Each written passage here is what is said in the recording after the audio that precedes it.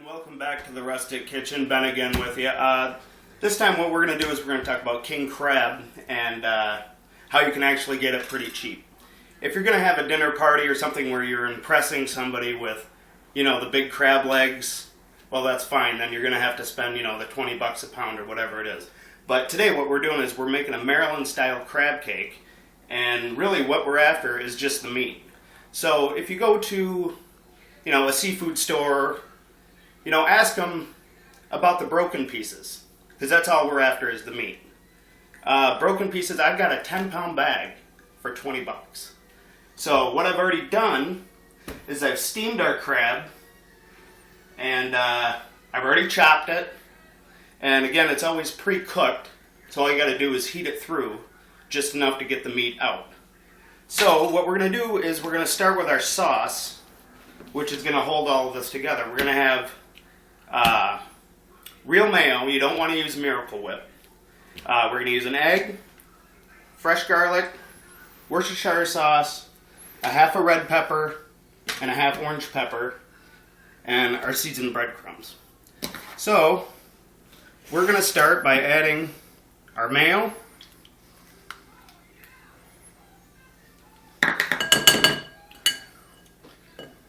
our cracked egg,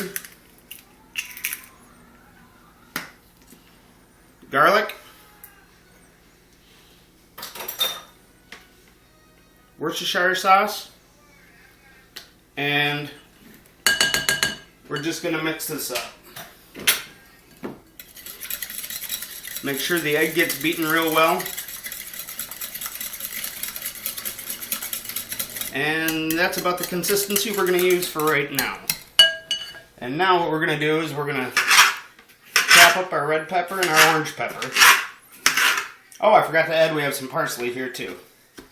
And what we're going to do is take all this right over to our food chopper.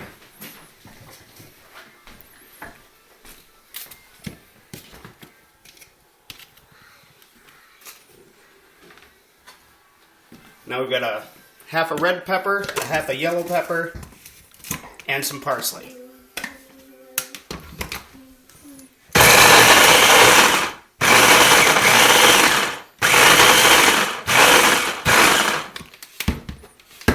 Wow. Got our peppers and our parsley chopped.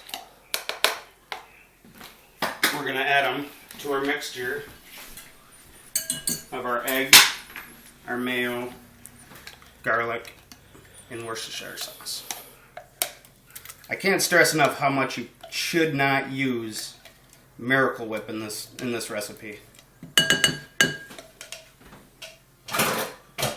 Okay. Now we're going to mix up our peppers. That's looking pretty good. And now our crab meat.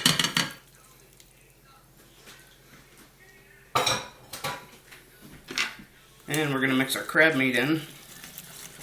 Now when we do our breadcrumb mixture, you just want to, you know, you want it to be the consistency of like a thick cookie dough, something that you can, you know, make into a patty to where it'll be uniform and be able to, you know, move it around without it falling apart on you. You can see it's still too soupy, so we're going to add some more breadcrumbs.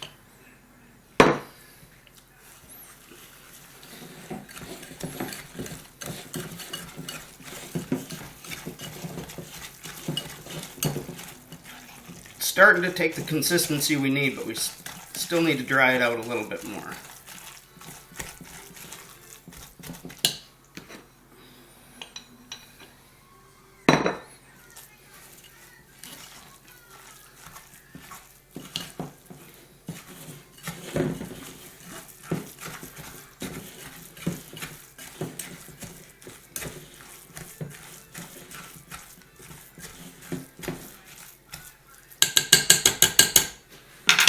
Now what we do is we've got some wax paper here, and we're going to want to chill these cakes after we make them. So what we're going to do is we're going to take just enough, make a nice patty.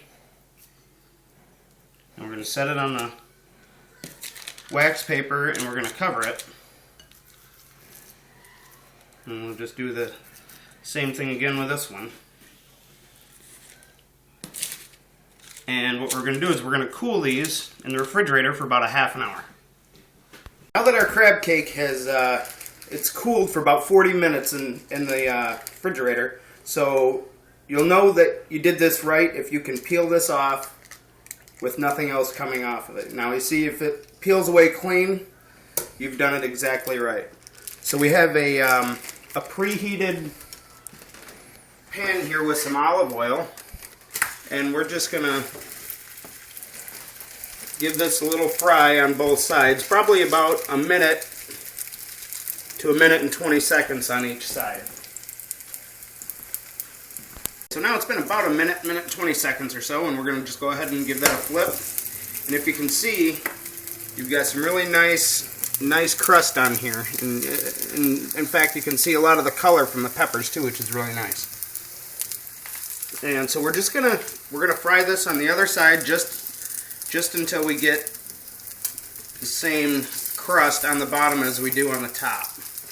Now I want to make sure that you preheat your oil, because if you set this in cold oil, it's gonna be a really soggy crab cake, and it's not gonna be anything you're gonna be happy with. So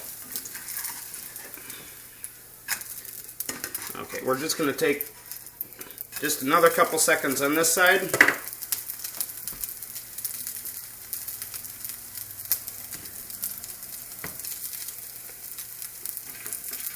And now it is time that we just plate up our crab cake. And if you like, I like to use just a small amount of it's a horseradish mustard, and I just spread a little bit across the top. And that is a Maryland style crab cake made pretty cheap with king crab leg. Okay, we just finished up our Maryland style crab cakes, and I just wanted to go over a couple of little things about the price of it. Of course, we use the king crab, and most people think king crab, they think really expensive. But the way we do it is, since we're not going to go out and buy the whole crab leg to make a really nice presentation, we're just after the meat. So if you ask the seafood counter, at the grocery store or whatever, and ask them, what about the broken pieces, because they'll give you a discount on those. I got a 10-pound bag of crab, king crab, for 20 bucks. And like I said, we're just after the meat. We don't want the whole leg. So this whole dish actually would have cost over $200 had I paid regular price for it. So if you've got 15, you got 20 people coming over, and you really want to impress them, but you don't want to spend a lot of money, this is a great way to do it, because for about $25, we just made enough mixture to make about 15 to 20 king crab leg cakes. So it doesn't have to be something that you're going to break the bank on. It's relatively cheap. Like I said, I don't know how I would be able to feed 15 or 20 people king crab for 25 bucks. So it's actually a really good deal, and you can still impress your friends with it. If there's anything else you'd like to see, make sure you leave a comment, you subscribe, you inbox us. We'll be happy to do, whatever it is that, you got a recipe or you want to learn more about a specific food, or, just any questions you have, or any requests that you have for recipes or how to make something. Just let us know, and we'll be sure to help you out. Thank you for watching, and stay tuned. We'll be having some fish tacos coming up pretty soon.